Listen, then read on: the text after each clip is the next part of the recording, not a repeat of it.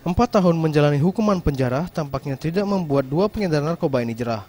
Tersangka MD, usia 45 tahun, dan MS, usia 36 tahun ini kembali ditangkap Satuan Reserse Narkoba Polres Denpasar. Keduanya ditangkap petugas karena kembali mengedarkan narkoba di wilayah Badung. Kasat Narkoba Polres Denpasar, Kompol I Gede Ganevo mengatakan, penangkapan tersangka berawal dari informasi masyarakat yang melihat MD kembali mengedarkan sabu-sabu di wilayah Perum Puri Nusa Dua, Benua Badung.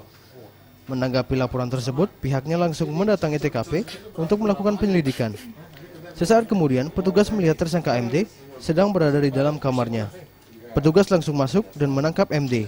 Dari tangan tersangka, petugas berhasil mengamankan barang bukti berupa 25 paket sabu-sabu dan 17 butir ekstasi.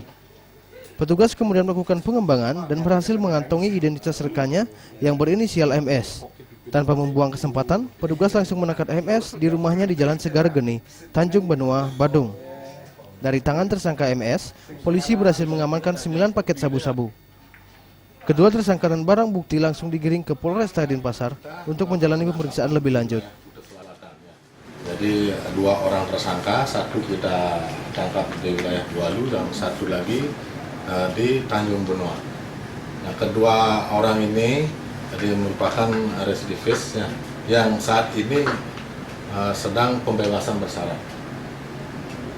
Kemudian kepada dua orang ini, jadi kita sudah lakukan pemeriksaan, jadi kita dalami, dan mudah-mudahan nanti kita dapat mengungkap jadi pemasok barangnya dari mana.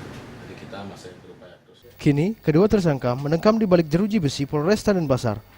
Kedua tersangka diancam hukuman berat karena telah melanggar pasal 112 ayat 1 Undang-Undang RI Nomor 35 Tahun 2009 tentang narkotika. Kadek Suantara, Bali TV.